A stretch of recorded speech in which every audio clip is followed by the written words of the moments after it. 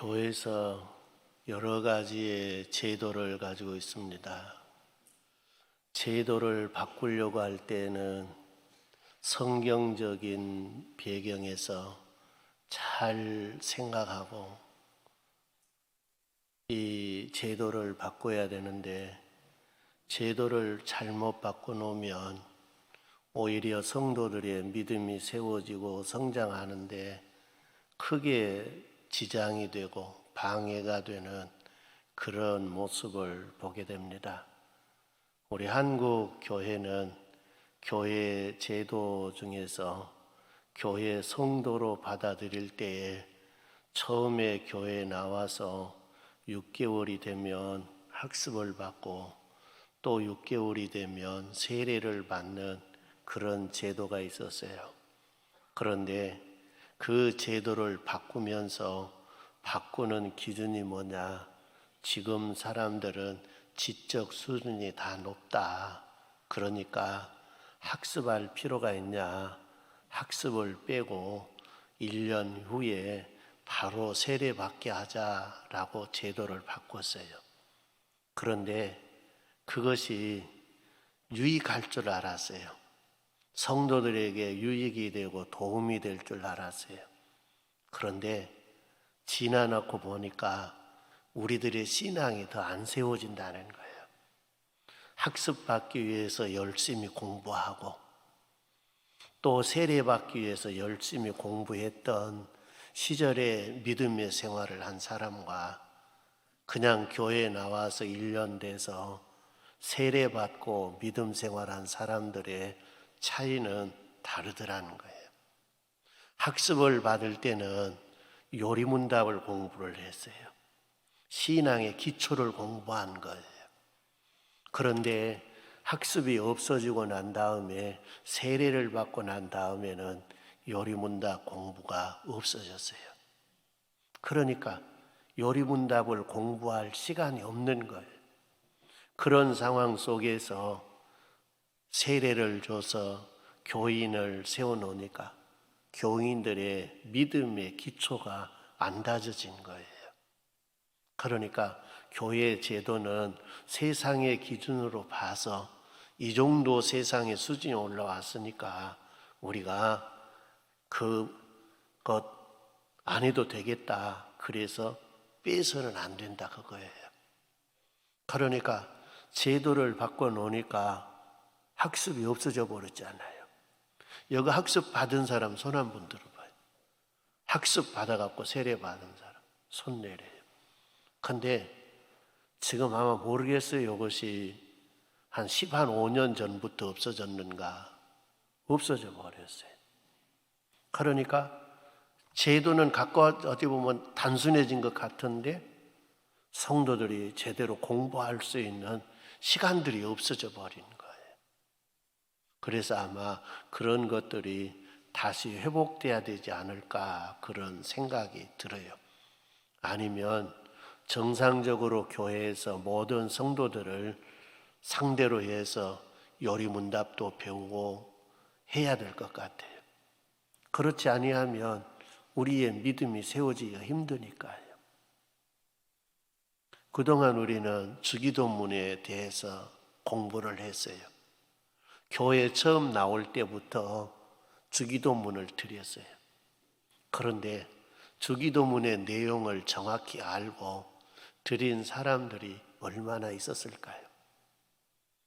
제 자신도 주기도문을 가르치려고 공부하고 보면서 제 자신도 그렇게 하지 못했던 것을 고백할 수밖에 없는데 그러지 않아요.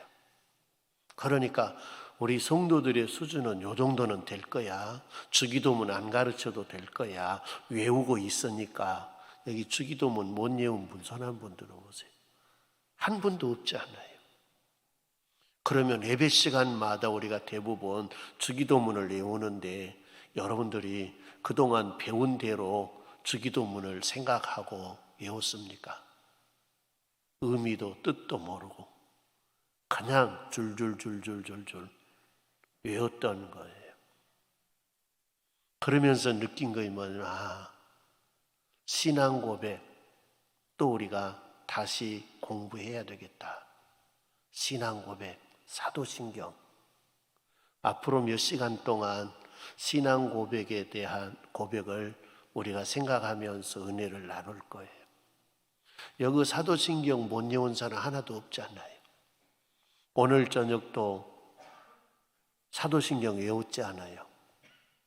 그런데 그 사도신경은 어떻게 보면 우리의 신앙의 고백인데, 내가 이렇게 믿겠습니다 라고 하는 고백인데, 이 고백한 대로 여러분 사라진 것 같습니까? 아니잖아요.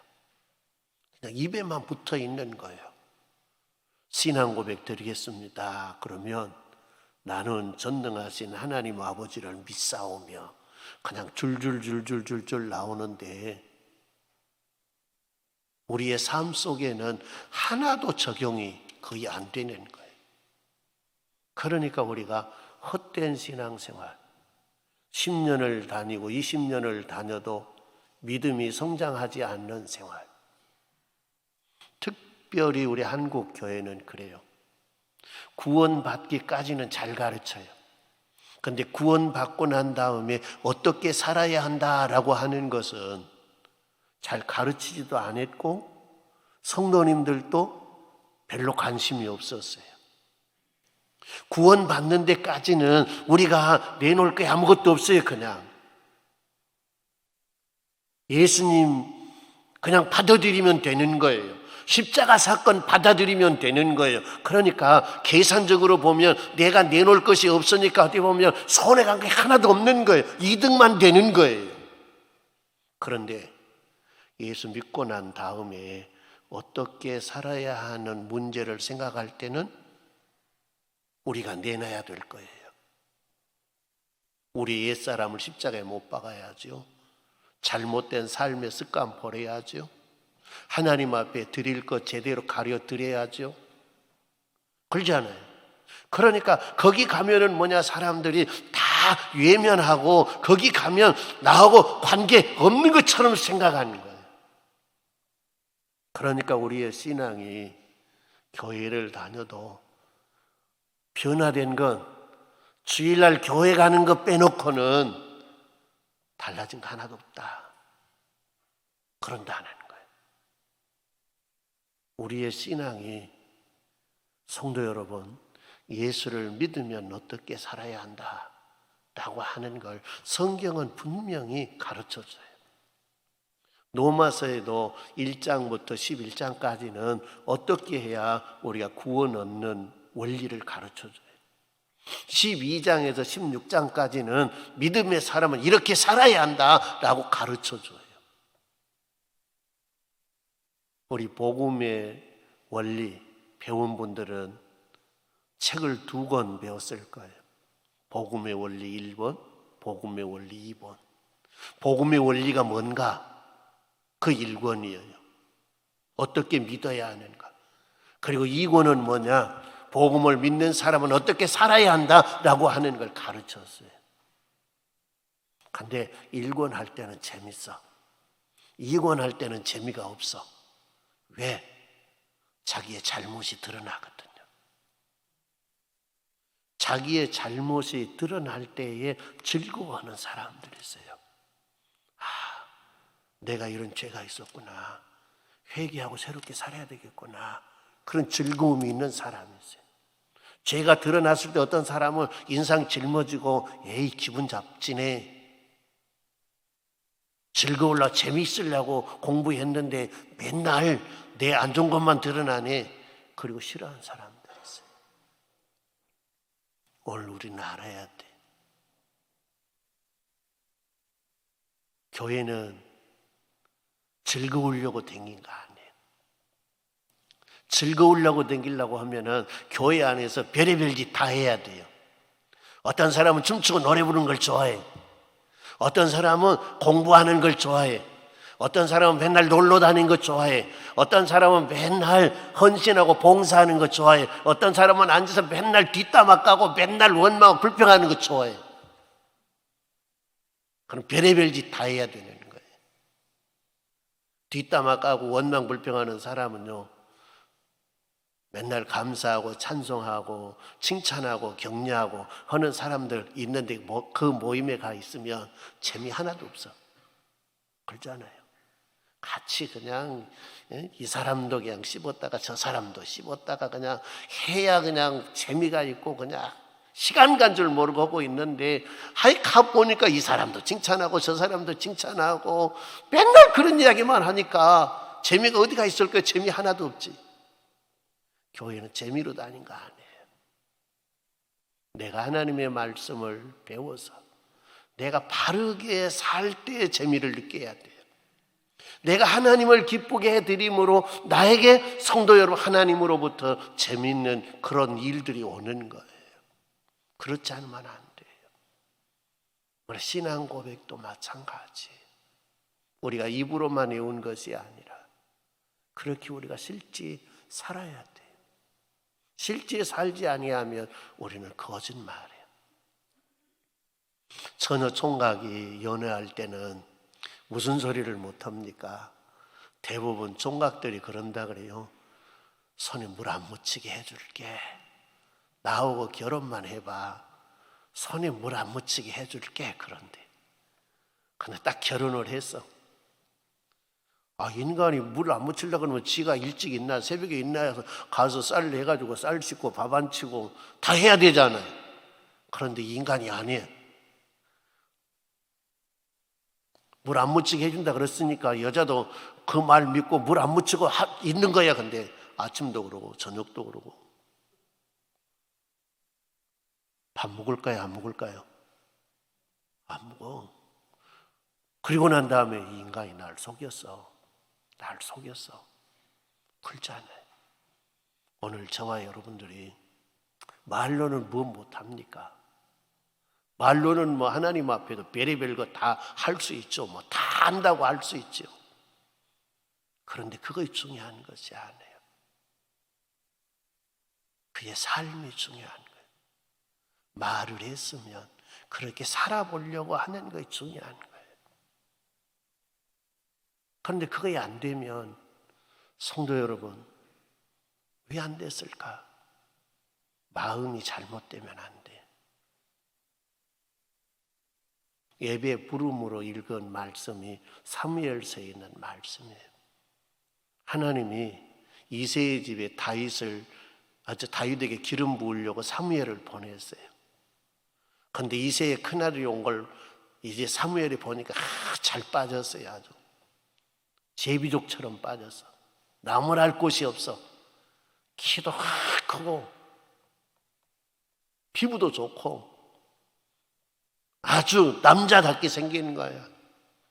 하나님이 참 잘 선택했다고 그에게 기름 부으려고 하니까 하나님이 아니야. 그래, 아니야. 나는 외모를 보지 않아. 그의 마음 중심을 봐. 제가 요즘 책을 보는 게 있는데 그 책에 어디 보면 간증집이에요. 어떤 선교사님의 간증집이에요. 그런데 거기에 보면 하나님은 우리의 마음을 보신다고 하는 거예요. 맞아요. 마음을 봐. 그분의 책을 쭉 보면 그래. 하나님이 예배 나올 때 그의 표정을 봐.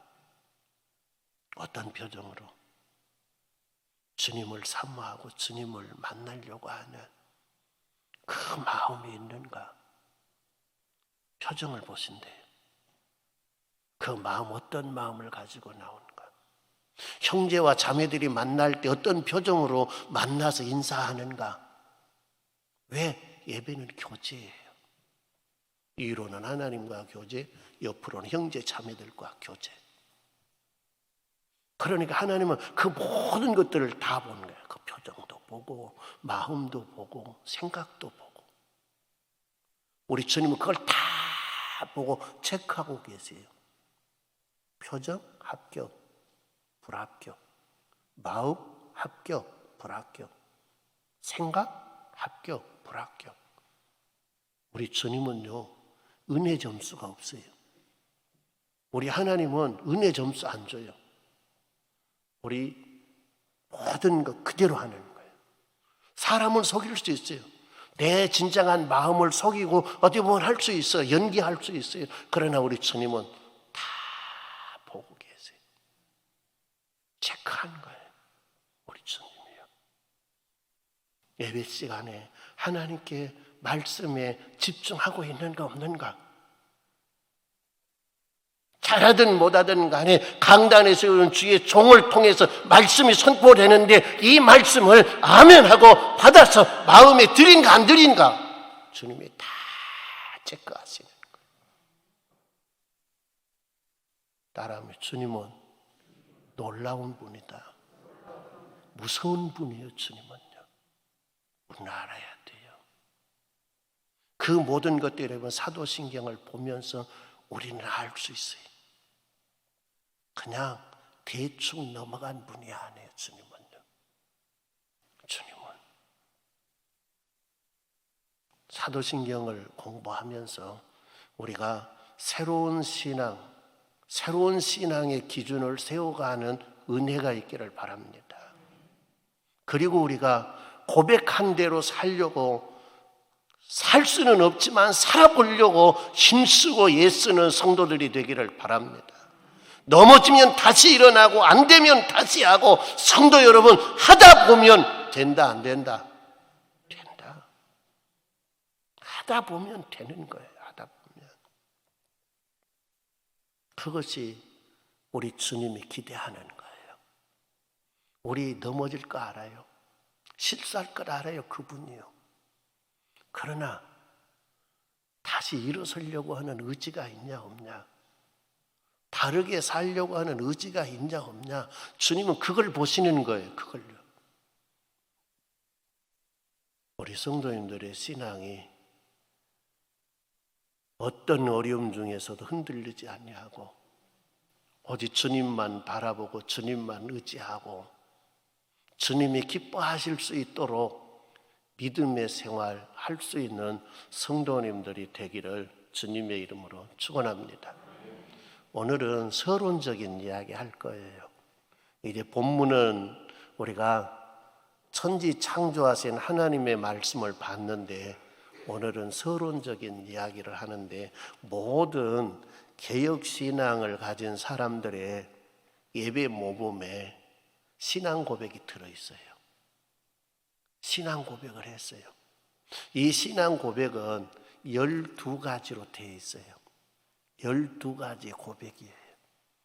우리가 주기도문은 들어가는 문이 있고요. 하나님에 대한 3가지 간구, 인간, 우리에 관한 3가지 간구, 마지막은 성령으로 되어 있다 그랬죠. 그랬어요? 안 그랬어요? 다 잊어버렸어요? 그러면 또 해야 돼요. 또. 성도 여러분, 주기도문은 그렇게 되어 있다 그랬어요. 그러니까 주기도문은 이렇게 되어 있구나. 어떻게 보면 딱 틀을 생각하면 그 내용들을 어느 정도 알 수 있잖아요. 틀을 생각하면 기도의 문은 이렇게 들어가는구나. 9개나 들어간 거 아니에요. 다 문을 들어간 데는 예의 범절이 있는 거예요. 맞춰서 들어가야 되는 거예요. 맞춰서. 심지어는 성도 여러분, 화장실도 들어가는 예의가 있어요. 화장실도 들어가는데 여러분 그냥 문 탁 열고 들어갑니까? 놓고 오고 사람 있는 거 없는 거 확인하고 들어갑니까? 식간을 들어가도 들어간 예의가 있잖아요. 그런데 성도 여러분, 하나님 앞에 나아가 기도의 문을 들어가는데 이 범절이 없겠습니까? 그걸 무시하고 댕긴 인간은 양반이 못 돼. 좋은 신앙의 사람이 못 돼. 그러니까 이 틀을 딱 생각하고 우리가 기도를 이끌어 갈 수 있는 믿음의 사람이 되기를 바랍니다. 우리가 예배 시간마다 외우는 신앙 고백도 마찬가지예요. 이것은 사도시대 때부터 만들어지기 시작했어요. 사도시대부터. 성경 말씀과 사도들의 가르침을 가장 정확하고 간단하게 요약해 놓은 것이 사도신경 신앙고백이에요. 옛날 예수님 시대는 책이 없었고 종이가 발명이 안 됐으니까요. 인쇄술이 없었어요. 그럴 때는 그들은 어떻게 했느냐? 그림을 그렸어요. 그러니까 이번에 유럽 성전도 가보니까 다 벽화가 있어요. 벽화. 벽에다 그림을 그려놓은 거예요. 그런데 그 벽에다 그림 그려놓은 것들이 다 성경의 한 토막 한 토막의 사건들이에요. 왜 그걸 그려놨을까요? 다른 그림을 안 그리고 이 성경의 한 토막 한 토막을 어떻게 보면 그림으로 벽에다가 그려놓은 거예요. 그것이 성경이요, 이들에게는요. 그것 가지고 복음을 설명하고 그것 가지고 믿음의 역사를 설명하는 거예요. 왜? 책이 없으니까. 그림으로 다 그려놓고 아기 예수 태어난 그림 해놓고 예수님이 베들레헴 마구간에서 성령으로 잉태되어 태어났다 한다. 그걸 보고 가르친 거예요. 그리고 성도들이 그걸 보고 그걸 마음속에 묵상하고 생각한 거예요. 왜? 책이 없으니까. 사도시대에 이제 가르쳤던 것을 이제 어떻게 보면 다 집집마다 그렇게 벽화를 그릴 수가 없잖아요. 그러니 그걸 다 간단하게 요약해서 놓은 것이 사도신경인데, 어떤 사람들은 예수님의 제자가 12명이니까 한 명이 한마디씩 한마디씩 해가지고 만들어진 게 사도신경이라 그렇게 이해. 그 거짓말이에요. 그렇게 만들어진 것이 아니에요. 그러니까 여러 사람들이 그 작업을 했어요. 신앙 고백의 형태로 성경과 사도들의 가르침을 요약해서 어떻게 보면 그렇게 했다는 거예요. 여기에 신경, 사도신경이라고 하는 말을 라틴어로 크레도라고 하는 말, 크레도라고 하는 말인데, 이 말의 의미는 내가 믿는다, 내가 마음을 주다라고 하는 의미예요. 사도신경이라고 하는 말이 내가 믿는다. 뭘 믿느냐? 그 내용에 나와요. 내가 마음을 준다. 누구에게? 내가 믿는 그분에게 마음을 준다. 그런 의미가 크레도라고 하는 언어 속에 들어있어요. 그러니까 신앙 고백을 하면서 나는 이렇게 믿습니다. 성부 하나님에 대해서, 성자 예수님에 대해서, 성령의 하나님에 대해서, 교회에 대해서, 장차 어떻게 보면 우리의 부활에 대해서 나는 이렇게 믿습니다. 그리고 그분에게, 내가 믿는 그분에게 내 마음을 드립니다. 그런 의미가 있어요. 신앙 고백은 뭐냐? 믿습니다. 마음을 드립니다. 그냥 입으로만 한 거 아니에요? 뭘 드려요? 뭘 드려요? 마음을 드려야 되는 거예요. 그래서 우리 주님은 마음을 원하세요. 마음이 생명의 근원이라 그랬어요. 마음이 잘못되면 성도 여러분, 그 인생이 잘못된 거예요. 마음이 사탄 마귀에게 성도 여러분 내주면 그는 마귀의 종이 되는 거예요. 그래서 우리 주님은 우리 마음 속에 계신다 그래요. 마음 속에. 성도 여러분, 마음을 누구에게 드려야 됩니까? 누구에게 드려야 됩니까? 하나님께 드리는 거예요. 육신적으로는 마음은 남편에게 주고 아내에게 주는 거예요. 이웃집 잘생긴 내 남편보다 키가 크고 잘생긴 그 인간에게 주는 거 아니야.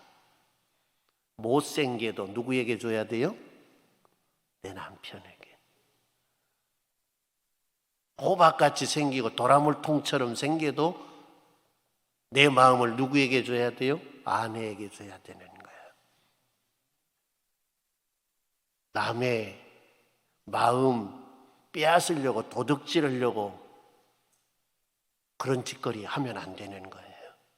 그건 죄악인 거예요. 그리고 우리는 하나님께 마음을 드려야 돼요. 내 마음 하나님께 드려야 돼. 하나님께 여러분 마음 다 드리시는 은혜가 있기를 바랍니다.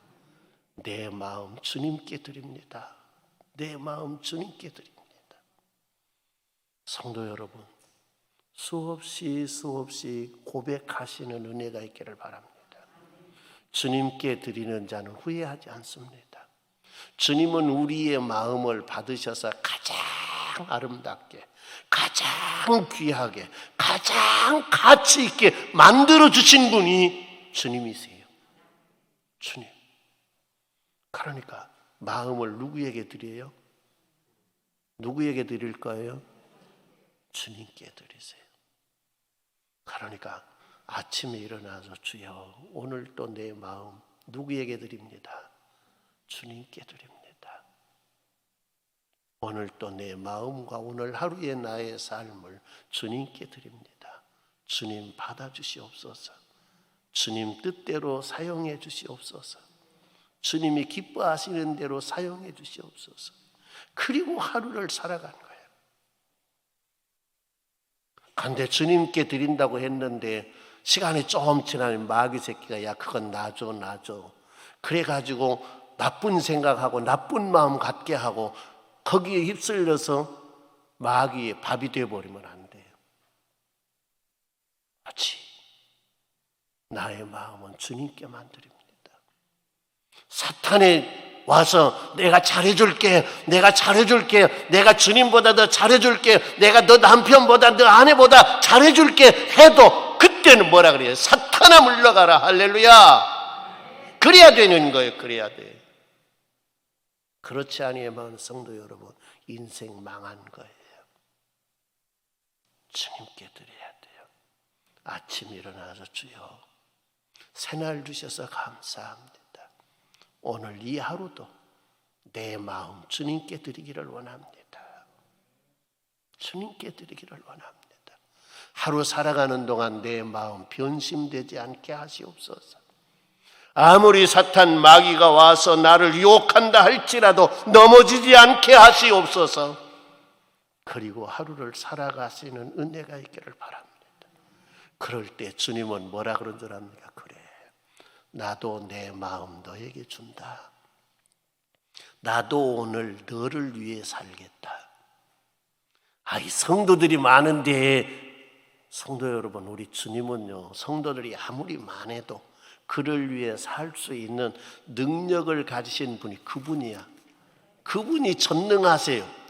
우리는 전능하지 못하기 때문에 한 분에게만 줄 수 있는데 우리 주님은 전능하시기 때문에 나를 위해서도 줄 수 있고 여러분을 위해 줄 수 있고 나를 위해서도 살 수 있고 여러분을 위해서도 살 수 있는 거예요. 할렐루야.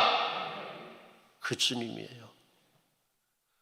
나는 주님 위해 다 드린데 주님은 나도 주고 저 사람도 주고 하면 나가 손해간 것 같지 않아?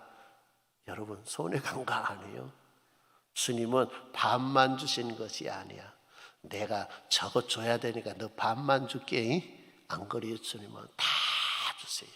이 사람에게도 다 줄 수 있고 저 사람에게도 다 줄 수 있고 다 주실 수 있는 이가 전능하신 우리 주님이세요. 그래, 마음 누구에게 드리자고요? 내일 새벽부터 해보세요. 해보세요. 안 돼도 해봐요. 안 돼도 그냥. 안 돼도 아침에 일어나서 주님 오늘 새날 주셔서 감사합니다. 오늘 이 하루 내 마음을 주님께 드립니다. 해봐요. 자꾸요. 그러면 내 몸뚱아리가 오늘 마음을 주님께 드려야 하는구나. 이 하루 오늘 마음을 주님께 드리고 살아야 되는구나. 이것이 자꾸 하다 보면 인식이 돼요. 그러면 삶이 사라지는 거예요. 그래서 사도신경이라고 하는 말을 사용할 때 그렇게 사용하는 거예요. 오늘 우리가 이제 이 신앙 고백이 만들어지기 전에 어디 보면 2세기 무렵에 카르타고라고 하는 곳에 사는 터툴리안이라고 하는 분이 사도신경을 만들었는데 이렇게 만들었어요. 전능하사 만물을 지으신 유일하신 하나님과 그의 아들 예수 그리스도를 믿사오니 그는 동정녀 마리아에게 나시고 본디오 빌라도 아래에서 십자가에 달리시고 사흘 만에 죽은 자 가운데서 다시 살아나시어 하늘에 오르사 하나님 우편에 앉아 계시며 육체의 부활을 위해 산 자와 죽은 자를 심판하러 오시리라. 이렇게 이 터툴리안이 신앙 고백을 만들었어요. 오늘 우리가 드린 신앙 고백과 거의 같지요. 몇 가지는 빠져 있는데 거의 같지요. 근데 이제 우리가 사용하는 신앙 고백은 6세기 말에서 7세기 경에 우리가 오늘 사용하는 이 신앙 고백이 만들어진 거예요. 남프랑스에서 지금 사도신경으로 우리가 사용하는 이것이 확정되었어요. 그래서 모든 교회들이, 세계 모든 교회가 이 신앙 고백을 똑같이 사용하는 거예요. 성경 말씀과 사도들의 가르침을 가장 정확하게 요약해 놓은 거예요. 뼈대만 요약해 놓은 거예요. 그것이 신앙 고백이에요. 그러니까 이것이 얼마나 귀중한가를 몰라요. 얼마나. 그러니까 우리가 예배 시간마다 이걸 고백하게 돼 있는 거예요. 그런데 그 의미를 생각하지 않아요. 그냥 입에만부터 고백하니까 이것이 그렇게 귀중한 걸 알지 못했어요. 그런데 이제 그걸 발견하자는 거예요. 귀중한 것을. 모세도 사역이 끝날 때가 되니까 출애굽 2세대들에게 그동안에 그가 가르쳤던 모든 것들을 총 집약해서 그 사람들이 잊어버리지 않도록 가르치는 내용이 신명기라 그랬잖아요. 그렇기 때문에 성도 여러분들도 이제 부족한 종의 남은 삶, 이 자리에서 말씀을 전할 수 있는 그것이 얼마나 될런가 몰라요. 그러나 분명한 것은 뭐냐? 이제 마지막 시간들을 서간다는 거예요. 그러게 될 수 있는 대로 나와서 여러분들이 말씀을 잘 들으셔야 돼요. 그리고 신앙의 기초를 다져야 돼요. 때로는 내가 생각하고 내가 그동안 경험하고 체험했던 것하고 다른 성도 여러분, 성경의 원리를 원 모습대로 가르치면 여러분이 그동안 생각했던 것과 다를 수도 있어요. 그러나 받아들이세요. 받아들여요. 저는 제 모든 걸 걸고 마지막 마무리를 지어가는 거예요. 그러니 시간마다 와서 우리의 신앙을 바로 세워가자는 거예요. 바로 세워가는 거예요. 오늘 저녁 다 잊어버려도 돼요. 신앙 고백은 뭐냐? 내가 믿습니다. 내 마음을 드립니다. 이것만 마음속에 기억하고 있어도 돼요. 날마다 하루하루 시작할 때 이것만 고백하고 하루를 시작해도 그 하루가 여러분 가치 있는 하루가 될 거예요. 그래서 이제 오늘 우리가 사용하는 사도신경은 뭐냐? 성도 여러분, 6세기 말에서 7세기 초에 다듬어졌어요. 그리고 이제 이것을 세계 모든 교회들이 공통으로 사용하게 했어요. 왜 이걸 만들었을까? 사람들이 그러잖아요. 아 하면 다로 듣는 거 아니요. 저 사람은 아어라 그랬어. 아만 했는데 분명히 나의 귀에는 들려왔어. 뭐라고? 어가 들려왔어. 그러면 그 사람은 어로 생각한 거야. 그렇게 하다 보니까 신앙이 자꾸 달라져. 변한 거야. 원칙에서 떠난 거야. 말씀에서 떠난 거야. 그래서 이단이 생긴 거예요. 우리가 말 이어받기 하잖아요. 뭐 보여주고 말 이어받기. 근데 저 뒤에 가면 엉뚱한 소리 하잖아요. 이 신앙도 그렇게 되었어요. 그걸 방지하기 위해서 신앙 고백을 만들었어요. 우리 신앙의 뼈대가 이것이다. 어떤 일이 있어도 이 신앙의 뼈대는 성경적이고 이 신앙의 뼈대는 뭐냐? 복음적이다. 이 신앙의 뼈대는 바꿀 수 없다. 이걸 바꾸는 사람들은 뭐냐? 신앙이 잘못된 사람이다. 그래서 성도 여러분, 신앙 고백을 말씀을 통해서 요약한 거예요. 하나님은 어떤 분인가? 예수님은 어떤 분인가? 근데 예수님에 관한 고백이 제일 많아요. 왜 그랬을까? 그때 당시는 예수님에 관한 신앙이 잘못되어 있는 신앙이 제일 많았어요.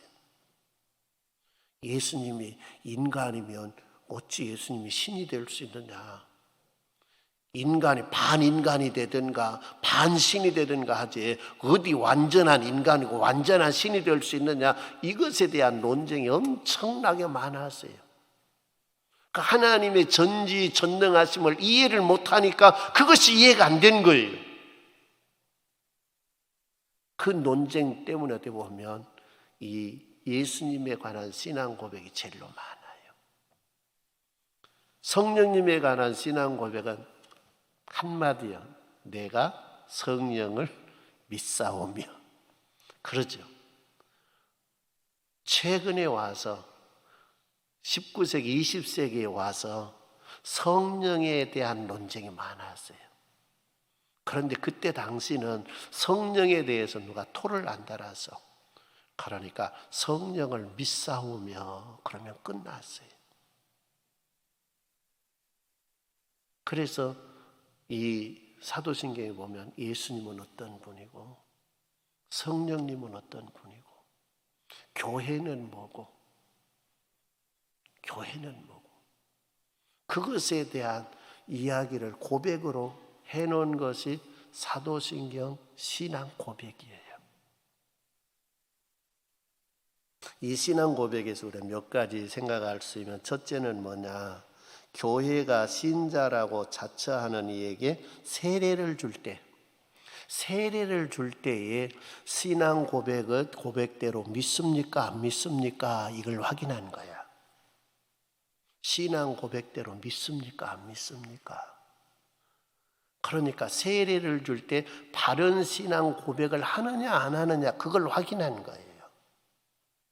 근데 이때 당시 분들은 뭐냐? 입으로 고백하는 것이 바로 생활이었어요. 근데 지금 사람들은 입으로 말 다르고 마음 다르고 행동 다르고 이거 그래요. 그러니까 잘 믿을 수가 없어. 측정이 잘 안 돼.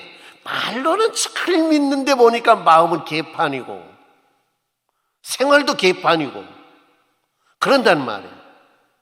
그래 사람들이 참 영물이야. 옛날 사람들은 그게 잘 안 되는 모양이야. 말은 그냥 생활이고 됐는데 요즘 사람은 그냥 머리가 발달되고 해가지고는 이것이 말 따로 마음 따로 행동 따로 놀아 이제. 그래서 뭐냐? 첫 번째가 세례를 베풀 때 이 사람이 바른 신앙을 가지고 있는가. 더 짧게 요약하면 그랬어요. 주인이 누구입니까? 정광일 집사님 주인이 누굽니까? 예?